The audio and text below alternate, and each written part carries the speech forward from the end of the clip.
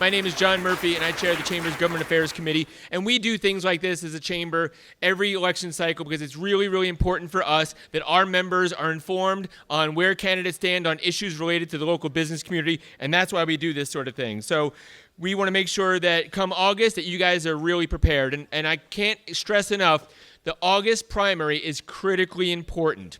There are a number of races that will be decided in the August primary. So paying attention today, paying attention to these candidates all through this cycle, critically important, making sure that your vote matters and that you show up. So also, in addition to today, we're going to feature the Board of County Commission candidates on stage here, but we have other folks in the audience that we want to make sure that you know who they are and that they're here as well. So I'm going to introduce those candidates, and when I introduce you, if you can stand and give the little princess wave, that would be outstanding. So let's start with our incumbent for the Florida House of Representatives, Mr. J.J. Grow. Stand, wave. We have his Republican challenger here, Representative Challenger Todd Cloud. So the winner of that primary will face Democratic challenger for the State House, Mr. Mark Baker.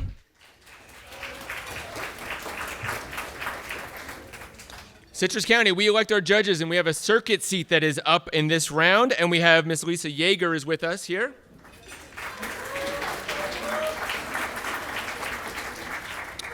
Elections are fun and exciting in Citrus County, so we want to elect everybody. A couple people that you're actually going to see on the general election ballot, not on the primary ballot, but on the general election ballot, is we have Community Charitable Foundation representative seeking the seat 2. That is Phyllis Dixon.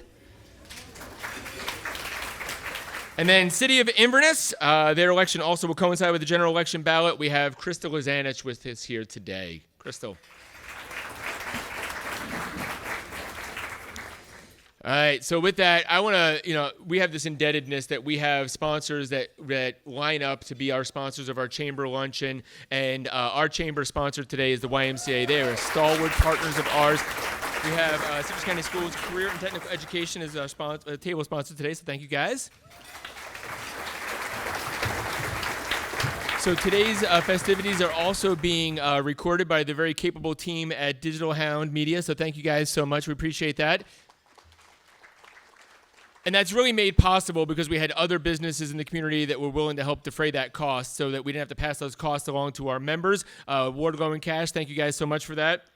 And thank you to Citrus Title Company as well. All right, so as you're aware, there's going to be a number of seats up for the election this cycle. One of them is a school board seat. And so, again, even though today is focused on the Board of County Commission candidates, we want to give you guys an opportunity to at least hear from those school board candidates. We've got 2 folks in that race. Because that seat was vacated by Mr. Doug Dodd, which created the vacancy, and we have 2 folks that are seeking that seat. We've got Mr. Mike Mullen and Mr. John Thrumston. So we created an opportunity for each one of them to give a 3-minute speech. Mr. Thrumston was not able to be here with us today, but he has actually provided us with a quick video. We're going to watch that quick video now, and then immediately following that, we're going to have Mr. Mike Mullen come up to us. Well, hello, Citrus County. John Thrumston here. Our schools are facing a critical period of transition. We must address student and teacher retention, strengthen support for our outstanding educators, and expand vocational and trade education so every child has a pathway to success. I want to talk about a quiet crisis in our public schools. Every year, roughly 400 children and 100 dedicated teachers leave our school system. That's not sustainable for our children, our families, or our schools.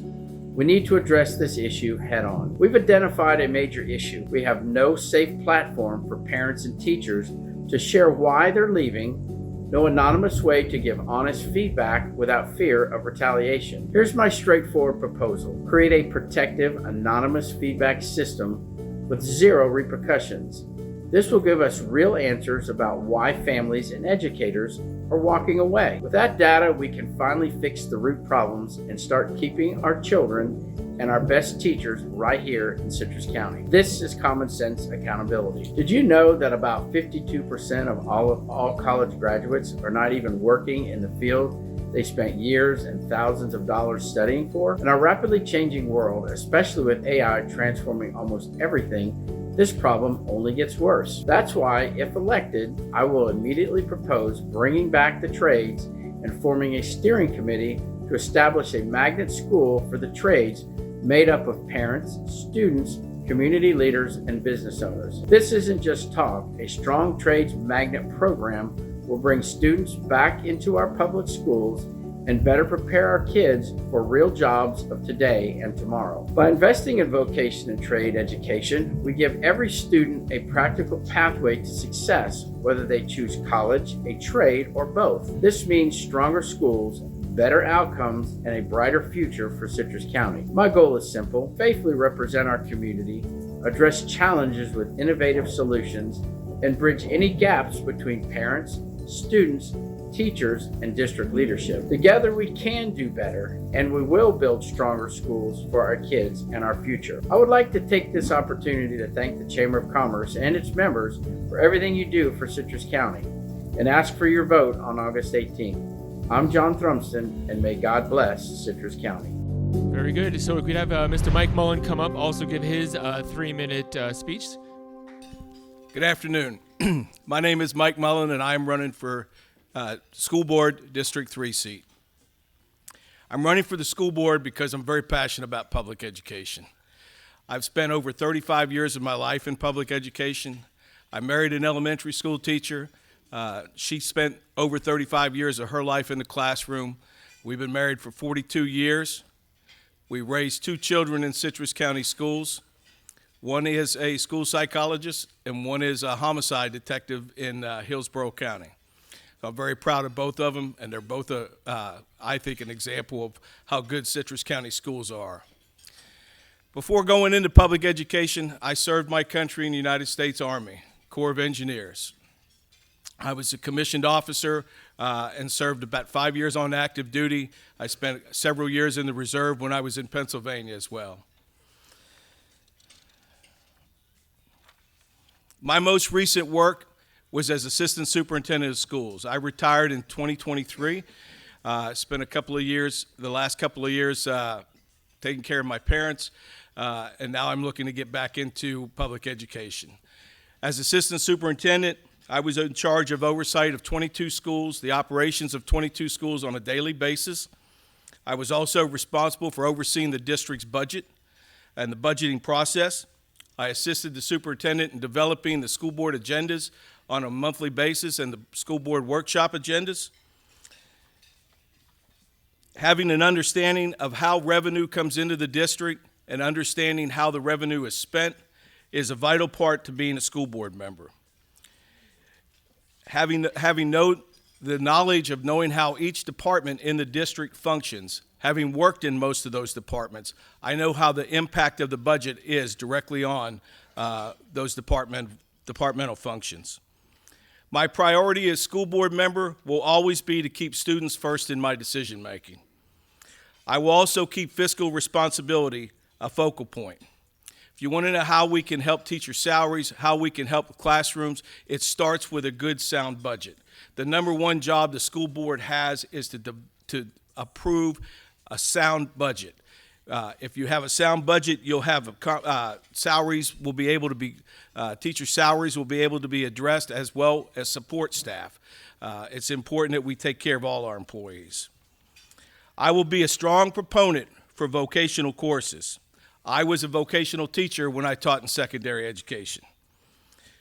Vocational courses need to be relevant to our world right now, and they need to be relevant to the future world that students are about to enter. I have always been, and I will continue to be, an advocate for students with disabilities. I want the district to continue promoting high-level courses, allowing our students to compete for college level, elite colleges and career opportunities. We need to challenge our students to strive for excellence. I would like to see our district offer more opportunities for students to take some evening classes and some night classes. I think adding flexibility to our schedule and to our school day with today's students is the best way to keep and attract more students. I will continue the strong tradition of a school board that works together to solve problems. It's important for me to have a respectful relationship with the other 4 board members. It's okay to disagree, and disagreement sometimes brings about stronger solutions, but I think it's always important to be respectful of each other and open-minded during all discussions. The number one challenge facing school districts has not changed over the years. It's always been funding. Funding is directly related to student enrollment. Recently, there's been a reduction. I think the district is down about 400 students. A lot of that is because of the personalized education program and the family empowerment scholarships have given parents resources to look for other options other than public schools. We need to be innovative and try to recapture some of these students by offering flexible scheduling and relevant coursework. I would also like to see us increase our pre-K opportunities. If our enrollment numbers are down and we have available space at the elementary school, I think this is a good opportunity for us to add additional pre-K classes.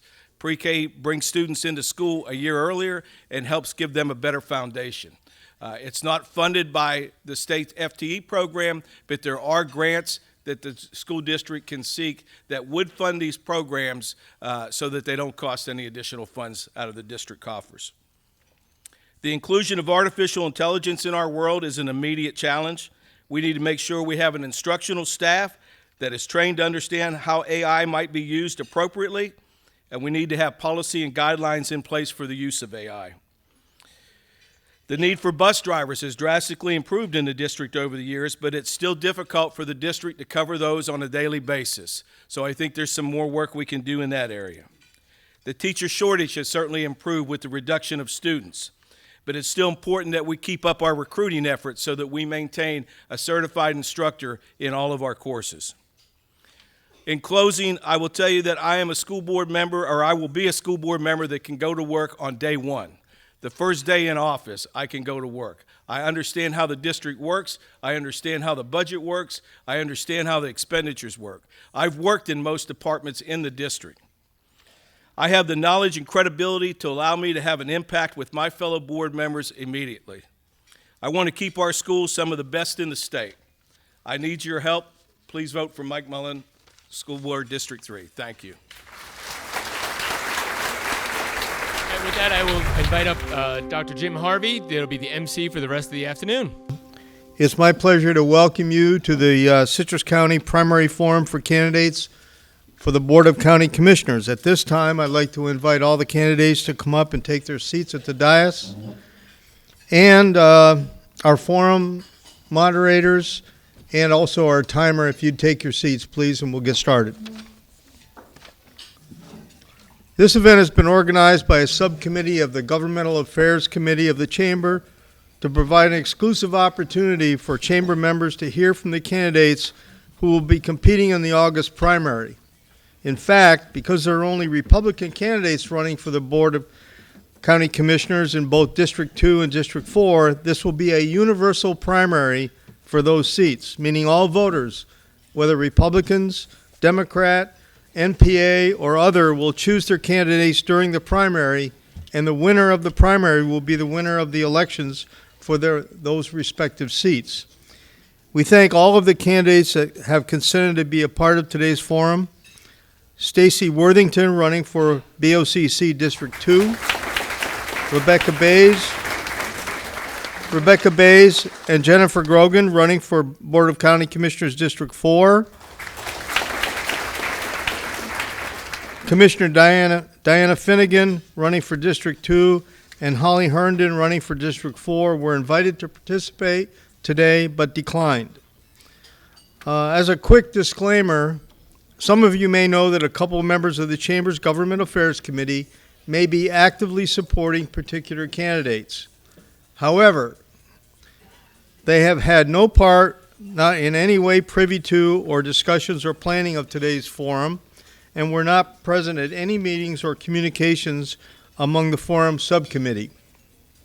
The questions you hear today were developed from the Chamber's annual temperature check survey and reflect the issues our members consistently identified as the most important to the future of Citrus County.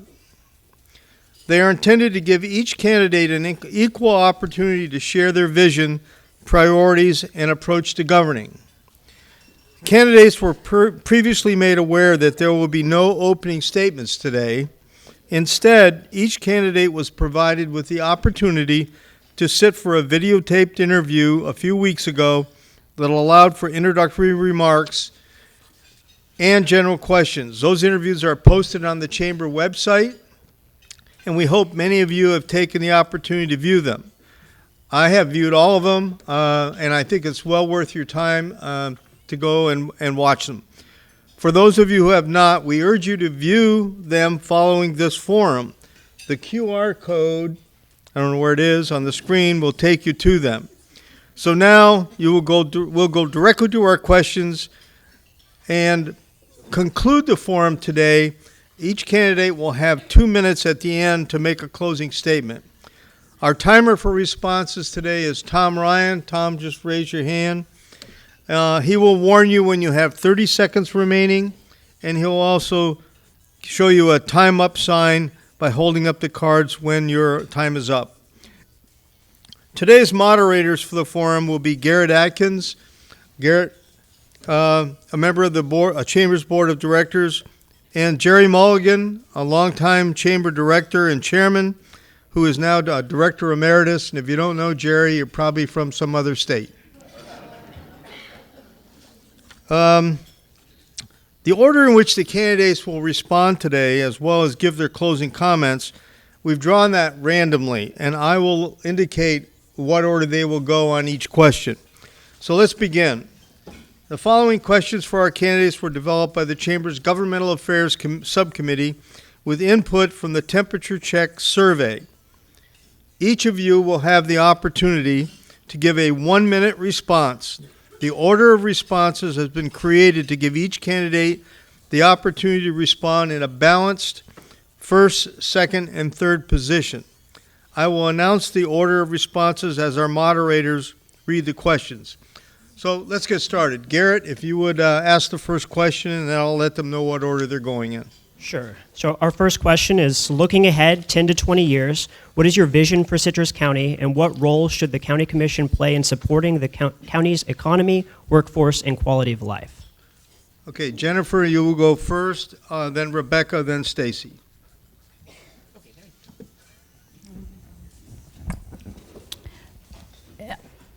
Can you repeat the question? I'm sorry. Sure. Looking ahead 10 to 20 years, what is your vision for Citrus County, and what role should the County Commission play in supporting the county's economy, workforce, and quality of life? My vision personally is to help the elderly with assisted living, to provide housing, to provide affordable housing. I believe the County Commission should vote on things like that and put that in the vision towards the future that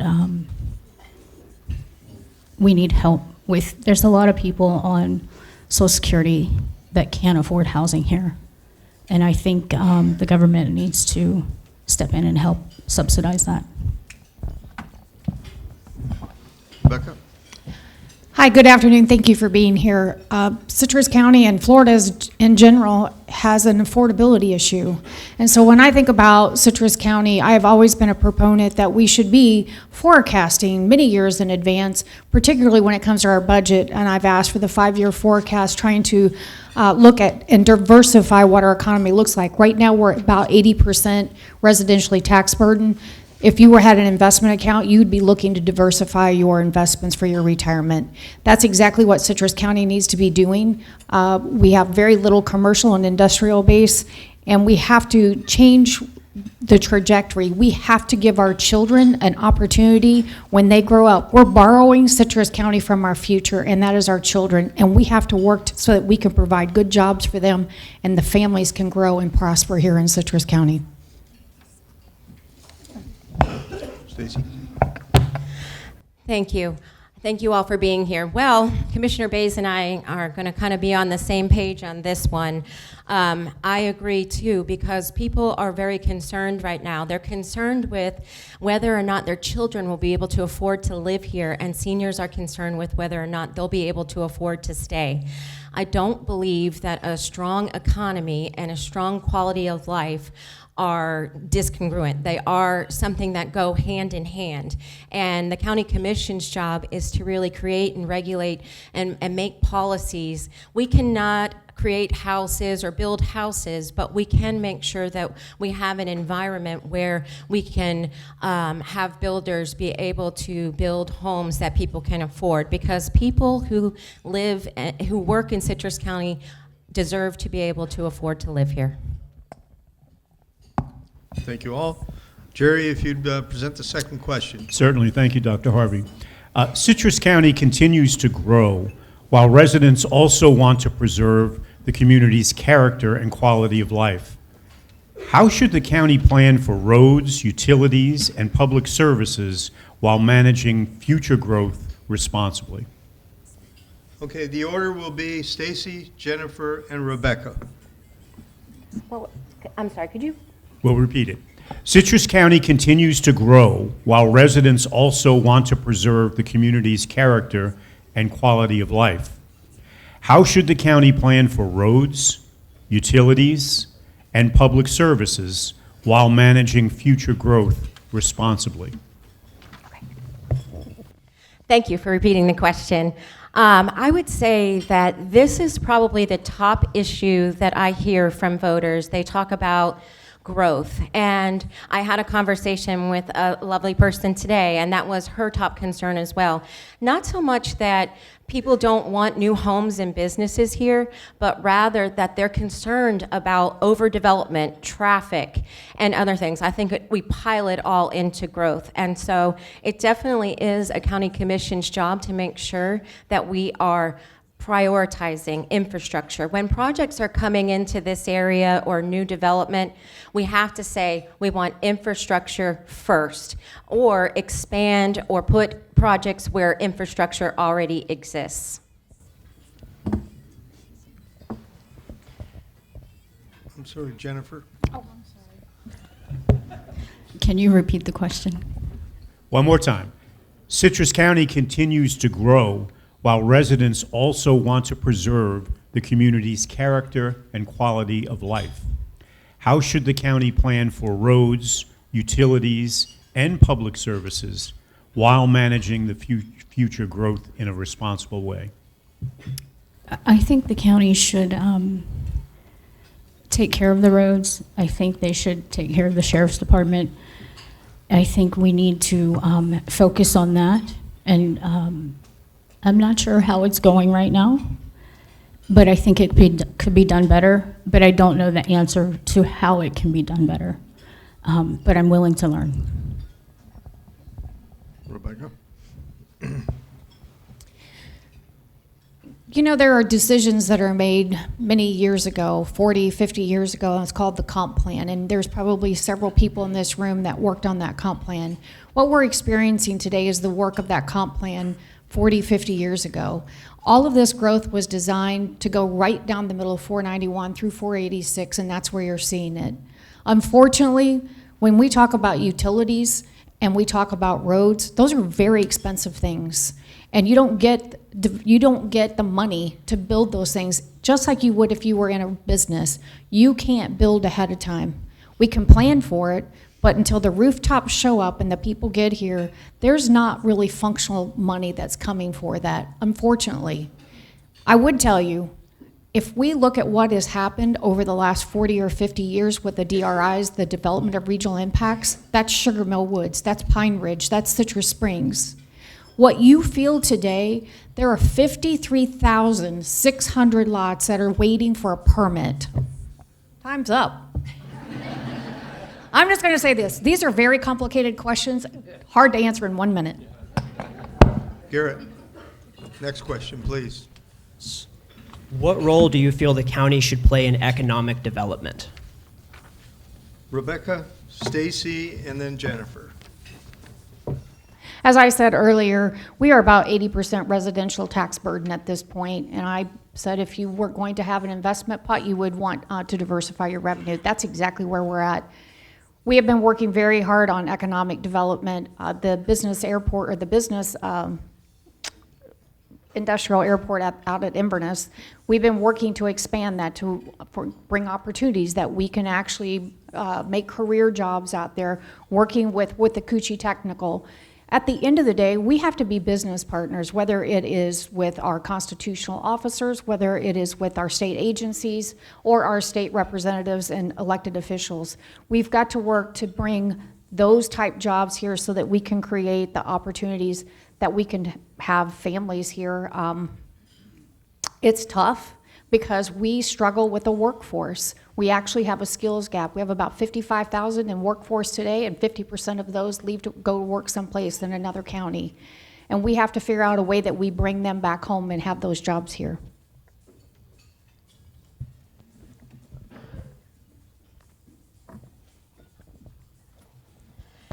Hi, I was trying to remember the question. She's right, they're hard to answer in a minute. Economic development is vitally important. As I was mentioning earlier, we need both. We need a strong economy and we need a strong community.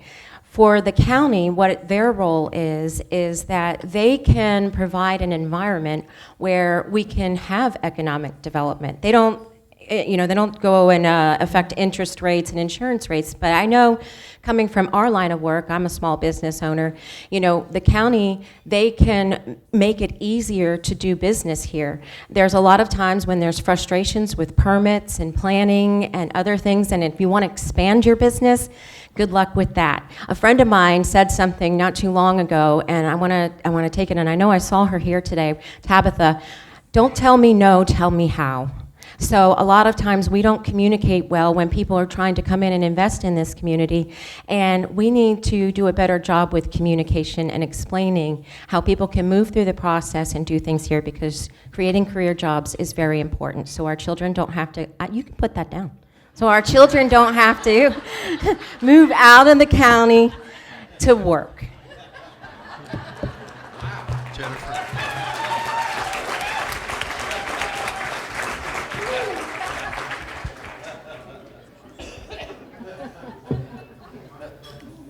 I'm sorry, can you repeat it? Yeah.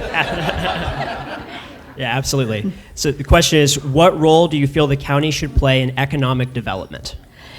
I think we should manage what we already have a little better. I think there are ideas that are out of the box that could help our county, and I think we could do that better if we just maintain what we've already got. I think we can grow, but we need to maintain what we've got, get that going better with our schools, trade schools, and training people to do better jobs. Okay. Jerry, question 4, please. Okay, it's obvious one of the big issues here, the biggest issue here is how to balance growth pressures and environmental protection. It's huge. How do you personally make, or how would you, if you're in this position, make land use decisions going forward? What are the important criteria to you? How would you approach development and maintain the balance with the environment? Okay, it's Jennifer, you'll go first, then Stacey, then Rebecca. I would stop all of the rezoning from like residential to industrial. I don't think Crystal River needs all of the industrial that they've got going there. It's a beautiful community for tourists, and I think it needs to stay like that. I think we need to continue to stay the nature coast and not allow so much heavy industrial in those areas. Homosassa could be just as beautiful as Crystal River. It's not, and I think that needs to change. Stacey. Okay, well, it is obvious. Growth is here. we have a very desirable community. So when I think about land use and development applications, I don't think saying no to everything is the option and saying yes to everything is also not an option. You know, we need a balanced approach. And so what I would do and what my philosophy would be is, do we have the infrastructure? We have to make sure that we're putting infrastructure first. So what would be the utilities, the roadways, the, stormwater, all of the things that are required in order for good development. We have to make sure that we have that, or we can expand it very quickly before adding into our community. Didn't even have to use that time up. I'm saving it for the end. Well, I'm pretty proud of some of the things that we've already accomplished. Number one, we accomplished a tree ordinance. We've said we'd like to stop the clear cutting. We put the tree ordinance in. Do I believe that we can create a stronger landscape ordinance? Absolutely. I see it done in different places. That is something I continue to work on. One of the things that I championed was a fertilizer ordinance, which I think is vitally important to our environment. But I'm going to say this probably out loud and shouldn't. Most of us in this room are Republicans. We should be self-governing. We want less government, but we have to self-govern, and that's what's really important. We've got to continue to convert our septic to sewer. We have to be better at what we're putting down on fertilization, especially our sensitive areas. We have to look where we're developing maybe gas stations on Highway 19 where it's a high coastal flooding area. Those are all things that we can do. And I'm going to be really honest. We're looking, you put that down. We may not like this, but at the end of the day, we have got to have homes that are affordable. And when we're talking affordable, that's $250,000 and under. You can't put these burdens and these regulations on developers because it's simply the math doesn't math. All right, Garrett, the next question, please. So county government is increasingly expected to address issues that affect workplace participation and quality of life, including housing, mental health, childcare, and homelessness. How do you determine where county government should lead, partner, or step back while remaining fiscally responsible to taxpayers? Rebecca, Jennifer, and Stacey. Housing, mental health. I'll repeat that again. So county government is increasingly expected to address issues that affect workplace participation and quality of life. How do you determine where a county government should lead, partner, or step back while remaining fiscally responsible to taxpayers? You read off something about workforce housing, mental health. There were some specifics. So quality of life, housing, mental health, childcare, and homelessness were some of the issues that we're expected to address. Florida has 733,000 children that live at or below poverty level. Citrus County has 5,400 of them, and most of those live in one zip code out of 13 zip codes in this county. Our workforce of tomorrow is in diapers today. We have generational poverty, and it is real. And we have people that have mental health issues. It is real. I have been working in this field for the last 3.5 years because I was appointed as the public safety, whatever it was, something. And people wanted to talk about mental health.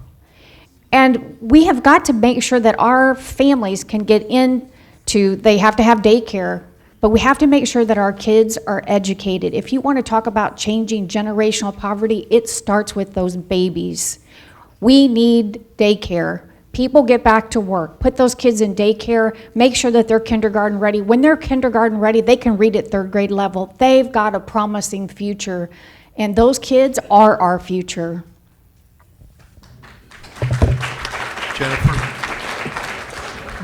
I think the government should partner with some faith-based nonprofits.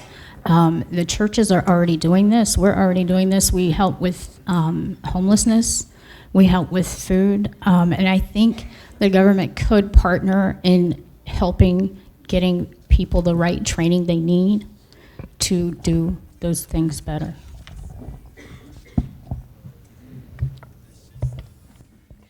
Commissioner Bays is very, very passionate about this, and I understand why. I am too. As the immediate past chair of the Chamber of Commerce, we consistently, as the chair, I would as a board ask us to review the prosperity numbers in our community. The Chamber has them on their website. You can look up a dashboard that shows how we're doing.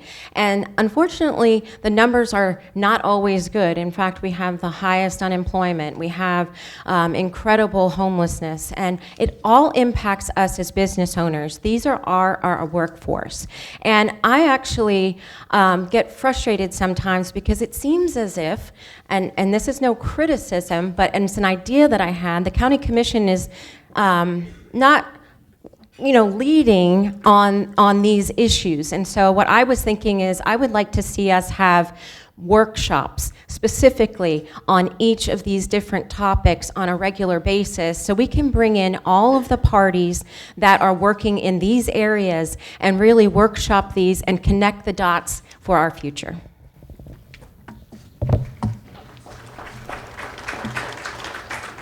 Okay, Jerry, question 6. Okay, thank you, candidates. Let's all accept the fact that politicians at every level of government have become cranky. We have disagreements and emotion going in all sorts of different directions. And the question here, as a county commissioner, you regularly face decisions where reasonable people disagree, and every opinion, every option involves trade-offs. What principles guide you and will keep you from letting government relationships get out of hand so that you as the elected officials can stay focused on problem solving? Stacey, Rebecca, and Jennifer. Great question. My whole philosophy and everything I've served on, I don't know how many boards of directors, and I understand what it takes to work with people. I understand that you have to build consensus. I understand that you're expected to be prepared and respectful. And as far as emotions go, I would maintain composure and work well with others. And I know that we cannot all agree all the time, but at the same time, another friend of me, she told me this, and I love this, we may not be all on the same page, but we should at least be in the same book. And so that book is moving Citrus County forward and making sure that we live in the best community for years to come.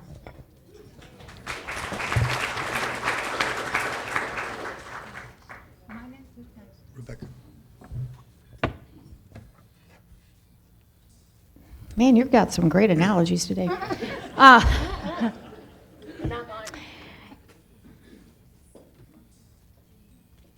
have been in business most of my life, and when you take the job as being a county commissioner, it's like you're sitting on a Fortune 500 board of trustees. We're there to set policy. You are elected to do the work of the people. I work for you. I make my decisions based on what I hear back from the community. I don't take into account all the chatter and the noise. In fact, I don't even look at social media. But I will tell you, when I get there, I am the most prepared person. I know the work. I know everything, probably more than most people want to know. In fact, I talked to Katie probably for 45 minutes yesterday and told her more than she ever wanted to know. But at the end of the day, what really matters in Citrus County government, you better know that budget. You better know that budget inside and out, because everything hinges, like every other business. If you don't know where the money's at, you don't know where you're going. I'm not getting caught up in the nonsense. I'm going to stay focused on where we're going, where we're moving forward, and I want to work with those that have the same goals as me.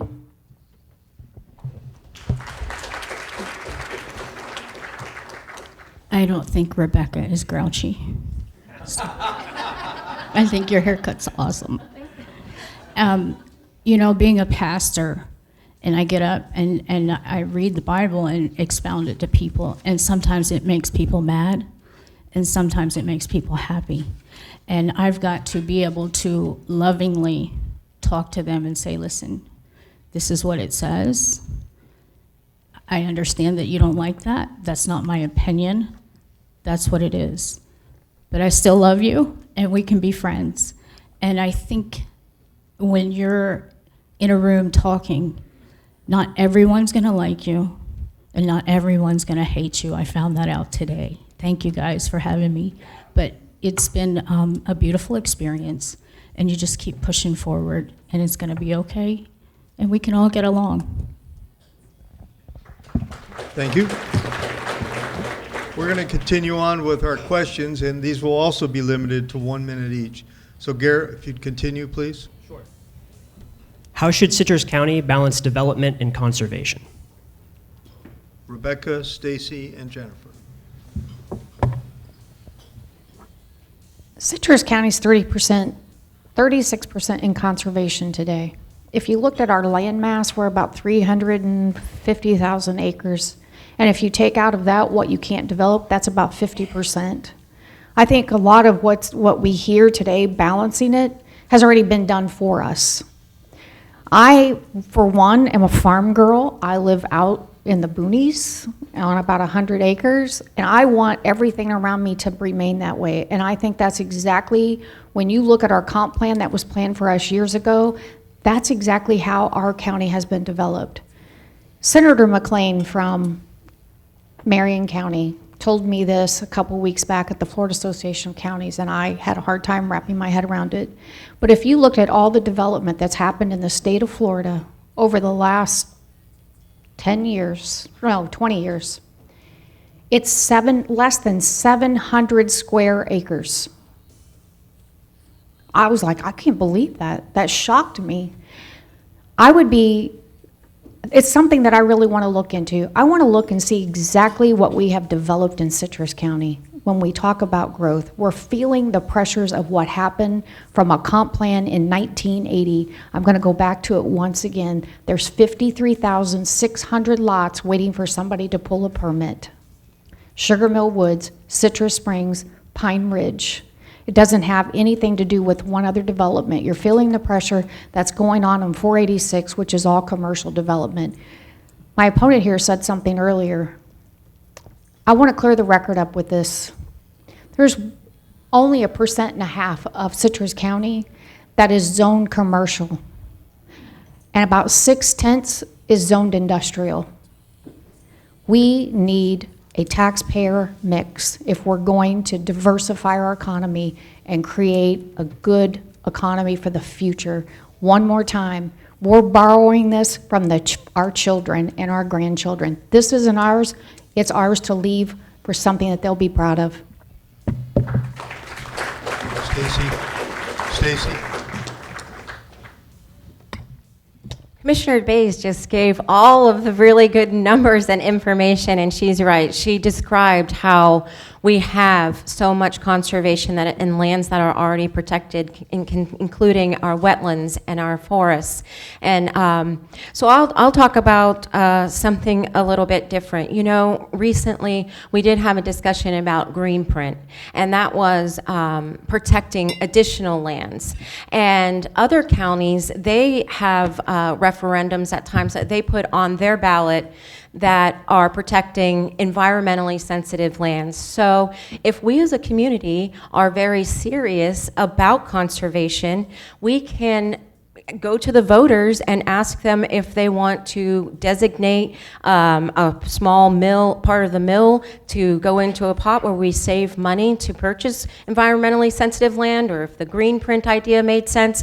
But there are things we can do if we're serious. We are conservatives, and I think a lot of times people don't think that that means conservation, but it absolutely does. We want to keep this place as beautiful as it is forever. Moving on, Jerry, would you ask the next question, please? Did Jennifer get that? Oh, I'm sorry. Maybe I My should fault. skip it. I'm sorry, can you repeat it again? Sure. The question is, how should Citrus County balance development and conservation? Recently, I was at a PDC meeting for rezoning, and they were trying to take low residential property, a lot of it, and make it heavy industrial. And I think we need to follow the county's comprehensive plan, and if we're not following it, there's issues. I think if we need to change, there needs to be votes to change those things. But when there was 800 acres, I believe, that they were the PDC was trying to rezone to industrial, that's a big red flag. The whole community came out and said, hey, let's don't do this. And thank God that they didn't rezone it industrial, heavy industrial. So I think that's my issue, is we do have a plan, but it keeps changing. It keeps changing. Okay, let's just zone it something else. Okay, now, Jerry, how about the next question? Okay, this is another workforce housing question, but I want to set the parameters on it. A few years ago, Sam Himmel, who was the superintendent of schools at the time, explained to me that one of the expenses that the county school system has is they go up north and they recruit people to move to Citrus County to become school teachers. These are college graduates, they get the appropriate degrees, they bring them down here, and once they get to Citrus County, they can't find affordable housing to stay here. So they end up living in Ocala or Spring Hill. What happens the next school year? They get hired by Hernando County or Marion County to work in their school system because it's closer to their home. It's a hidden cost to taxpayers to not have affordable housing for workers. And I bet if we ask the folks in this room who own businesses to raise their hands to talk about their employees who can't find affordable housing here, there'd be a lot of hands that would go up. What can you, as a county commissioner, specifically do to improve the workforce housing situation in our community? The order is going to be Jennifer, Rebecca, and Stacey. You know, I looked online, and there's some state grants to give developers to build affordable housing apartments where it's based on your income. And I was really surprised because I was told before that the developers can't build affordable housing because there's no incentive for them. But there are state grants that do give incentives for people that make a certain amount, and their income has to be, it wouldn't be low income, it's affordable housing. And I think we need to draw that kind of attention here with those apartments.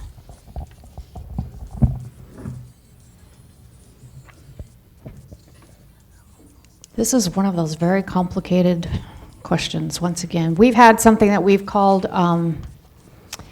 affordable housing issue for a very long time. And there was Senator Benacinqua, or do I have that name right? Anyway, she was from down south, and she called it the Live Local Act. Essentially what you can do with the Live Local Act, they can come in and they can pick any piece of property that's already zoned industrial or commercial, and they can come in and they can build what they consider to be affordable housing as long as it meets 40% set aside for affordable housing and AMI requirements. The problem is the AMI requirements that gets set by the federal government. That is making it prohibitive. I also want to make sure that you understand this. When these type industries happen, it comes through what we call the Sadowski funds. They go to Tallahassee, they get a tax credit when they build these. A certain portion of it comes off the tax rolls for the next 30 years. The other issue is when we look at affordability as a state, on the Alice, when we look at Alice household population, Florida, a family of 4 needs an income of approximately $88,000. That's a problem in our state. It's not just Citrus County, it's statewide. That's what we have to work on fixing. We have to make sure that we can bring down that. And one of the ways, and I know, and I'm not advocating for this, I wouldn't want to live there, but you have to have density in certain places to make housing affordable.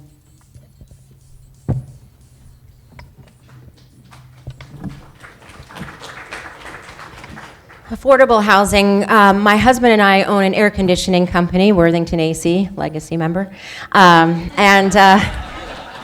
We work for a local builder, and he has an 800 square foot model, wants to build it, passionate about workforce housing, but the problem is he can't find the zoning to do it. He wants to put up these homes, and he wants to provide this type of housing so that people can build equity. This issue is about people. It's not about developers. People who work here, as Jerry set the table with, and they should be able to afford to live here. I'm just going to nerd out a little bit, because when I talk about permitting, planning, and zoning, that's what the county can impact. And we do have this comp plan rewrite coming up, and I was at the table as one of the stakeholders to give input on what we could do better to increase workforce housing. One of the things that we recently had a change on in our land development code was accessory dwelling units. So that is, if you, like say your parent or a senior, they want to stay with the family, you could put up an accessory dwelling unit on your property so that you could keep mom or dad in your close vicinity and take care of them. We did allow those throughout the county, but for whatever reason, we made it burdensome if you had higher acreage. So if you had 5,000, if you had 5 acres or 10 acres, then you had to go through an additional step. And the county needs to stop making it more burdensome to increase things like that. Okay. All right, we'll change the rules a little bit. Garrett, if you'll ask your question, but we're going to give you 30 seconds to answer this.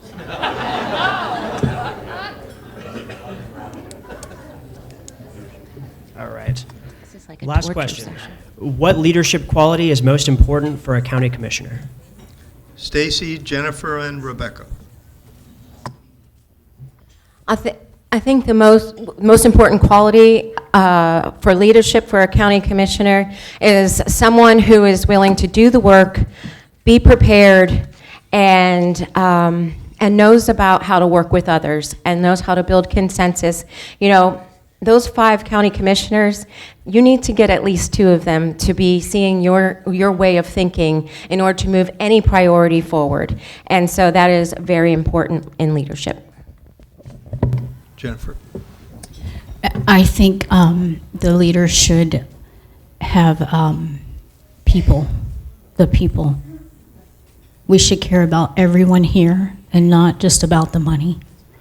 We should love everyone. And if you're going to be in leadership, I think you have to have a big heart, and you have to learn to give and love and share.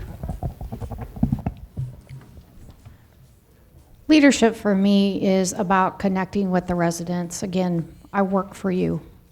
Second thing is leadership is making sure that you have those relationships across the state, whether it's a state agency, whether it's J.J. Grow, Ralph Masulo, Alex Kelly at the Enterprise Florida. Relationships matter. That's how we get things done. You have to be able to pick up that phone. You have to be able to call them and say, look, we got a great opportunity. Alex Kelly, we need some money here in Citrus County, and they've delivered.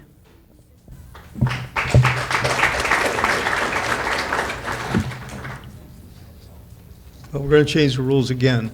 Thank you all for your responses. And if you think those questions required more time, take this one on. I'm going to ask the last question. And you have 1 minute. What does a successful Citrus County look like in 2035? And the order is Rebecca, Jennifer, and Stacey. Successful Citrus County for me in 2035 looks like we have done complete budget reform. We have a path forward that we know exactly where we're going. I've been accused the entire time that I've been on this board as always having the 30,000-foot vote or view. But I will tell you, I think this budget, do I believe there are efficiencies? I absolutely do. I've been in business most of my life, and I can tell you, if I can get the right people to sit on that board with me and we can take this budget apart, there are efficiencies, and we have to be able to work with across the state, with our legislators, with the state agencies, with our constitutional officers. We can bring these cost of living down through our local budgets, but we have to have partners. That's what a successful Citrus County looks like to me, and preserving and protecting the quality of life and the things that we all treasure here, and having an opportunity for the future. Jennifer? I see a vision of families together in the parks. I see a vision of children chasing balls. I see generations loving this county the same way we have. I see family, and family matters most in all of this, and leave it better for the next generation. Stacey? When I think about Citrus County in 2035, I see a well-planned community. I see a place where there's walkability. I see a place where people can get outside and enjoy the outdoors and live healthy. I see kids and families playing on the river out in the springs, and that our water is still protected. I see great things for this community. I love Citrus County, and I guess my vision is that we do better planning. We have traffic that is not stacking up, and we live in still the most wonderful place there is to live. We keep the quality of life that we enjoy today if we plan for 2035. Thank you all for your comments. We're now going to conclude the BOCC forum by giving each of you 2 minutes for your closing. For our conclusion, we'll go in reverse alphabetical order with Stacey first, then Jennifer, then Rebecca. Well, thank you all for being here for this wonderful pressure test. Yes, I am Stacey Worthington, and I'm running for Board of County Commissioners, District 2. I was raised here, my husband was raised here, and we built a business here, and like many of you, this is where we plan to retire. I have said over and over and over today that we love this county. You know, when I think about Citrus County today, you think about how much you love the rivers, the springs, the ball fields, the churches, the people who still wave at you when you're passing by. It's a wonderful place to call home. And this election is a job interview. You get to decide who is going to lead us into the future that we talked about today. I am asking for the job. I bring an accounting degree and small business experience and common sense. I have signed the front of every paycheck that our business has written. I will do the homework before, ask tough questions, be prepared, and do the hard work. Citrus First is something I talk about all the time, and Citrus First means putting you first. It means protecting our water, it means planning our future, and it means preserving the Citrus County way of life. We talked about all today about 5 commissioners. 5 commissioners have to build a roadmap and plan for Citrus County's future. And I really feel like I have served this community in so many roles. I'm the immediate past chair of the Citrus County Chamber of Commerce. I served on your Planning and Development Commission. I serve on the YMCA Advisory Council, who's here today. And that service has prepared me for this role because I have been connected to you. I have been in so many different groups, talking to so many different people, trying to understand how we are going to move this county forward into 2035. Stop it, Tom. I'm not going to stop because the most important part is this. A lot of people ask me, is being a Board of County Commissioner a full-time job? And I say, if you're doing it right. Now listen, on August 18th, they talked about it. This election will be decided. If you are looking for a change and a fresh perspective, I am humbly asking for your vote. I want to thank all of you who have prayed for me and supported me all along. And I just hope that you will help us get people out, because we have to have more than 20% of this county deciding who is going to set policy for us for the next 4 years and well into the future. No pressure today, but my niece is right here in the front row, so I hope I made you proud, LJ. And also thank you to all the youth members who came out today and all the members of the youth who came to learn about politics, local politics. It is the closest thing to you. So God bless you all, God bless Citrus County, and God bless America.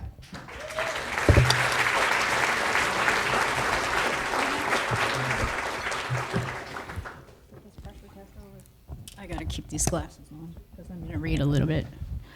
My name's Jennifer Grogan.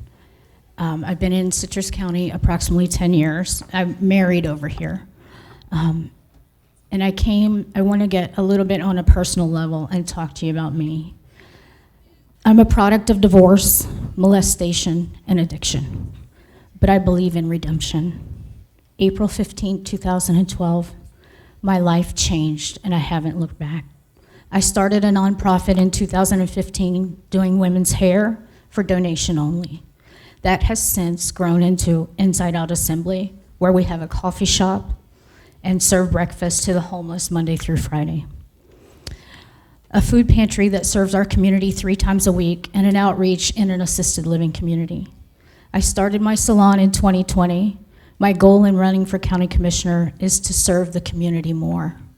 Personally, I would like to implement helping transitional women going through divorce and addiction with education and rehabilitation by starting a college, trade school, and incorporating a counseling certificate, and through assisted living, caring for the elderly. As a student, you have to have so many services to graduate: manicures, pedicures, if you're doing cutlery or nursing.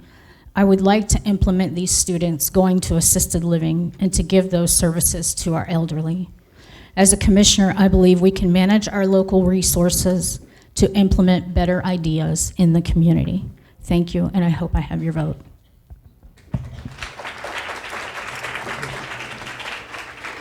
I think most of you in this room probably know me, but if you don't, I am Rebecca Bays. I'm a mother and a wife and a small business owner. I had an insurance company that I started from scratch and sold, and then started a landscape tree nursery company that our son runs. And my husband's been a State Farm agency here for 40 years, and we've been very involved in this community. We care deeply about this community and have supported many things here. But what I've done on the commission since I was elected back in 2010, served till 14, and then stepped away and came back in 22, I've never stepped away from this community. I've continued to stay engaged and active, and I have worked diligently to make sure that we've always had a seat in Tallahassee or wherever it's at across the state. I sit on as the vice chair currently as the Tampa Bay Regional Planning Council, where we develop policy from Manatee County to Citrus, particularly in the environmental world. There's a lot of good stuff. In fact, we're going to have the oyster harvesting that they're going to start here in the county. I'm not a great politician. I'm not fluffy, I'm not warm, but I care. I'm not going to stand up here and give you some glowing speech, and I'm not ever going to lie to you. And what I'm not going to do is I'm not going to take credit for every single thing that happens, because it's a team effort. There's no I, me, it's a team. We've got a good team in Citrus County. The employees work hard. We got a great sheriff, we're fortunate. We've got a great supervisor of elections, all of our constitutionals, our school, we're all working together. That's what team is. You are our business community. We work together. We work as a team to make Citrus County the place we want it to be. And I want to work alongside you. I want your vote. I want to work for you for 4 more years, because you deserve somebody that will stand up and tell you the truth. You may not like my style, but I will always tell you the truth. Thank you. God bless you, and God bless Citrus County. August 18th.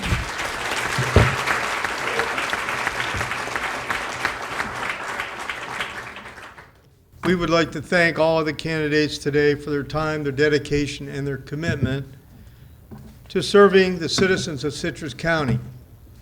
How about a round of applause for them today?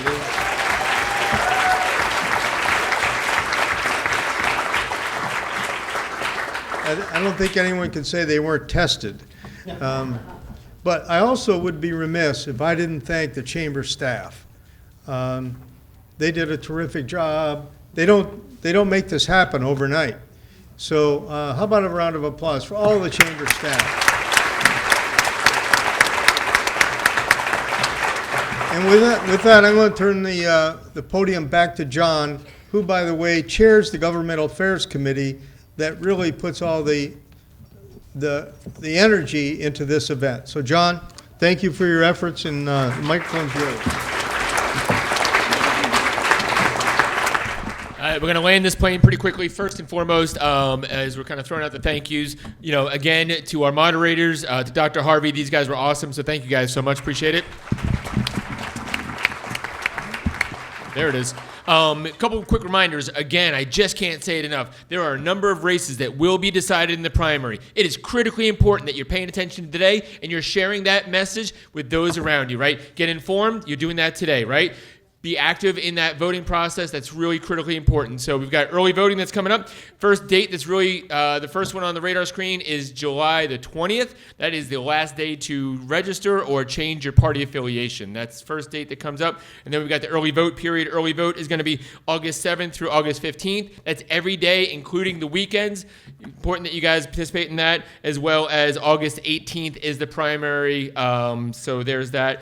I want to, earlier today, Dr. Harvey, a lot has happened, but one of the things that Dr. Harvey mentioned earlier today was that we had these video interviews with each one of the candidates. We're given the opportunity to come in and do a video interview. That's going to be sent to you. Everybody in this room is going to receive an email from Jade a little later this afternoon with a link to those videos. Those videos are already on our YouTube channel and they're on our website, but we're going to make it easy for you guys to be able to engage in that content. So the last thing I just want to say here again is that this is what we do, right? Our mission today was to bring you content relevant to our local business community to help you guys make an informed decision. We hope that, like hell, that we met that mark for you guys, and we hope that we continue to do things just like this, because that's what your local chamber is involved with, right? Our mission in life is how do we help businesses on Main Street, USA, to make sure that they are stronger, bigger, better businesses, and things like this is exactly what we do for our members. So you guys have a great afternoon. Thank you again, and thank you to our candidates. Enjoy the rest of the day.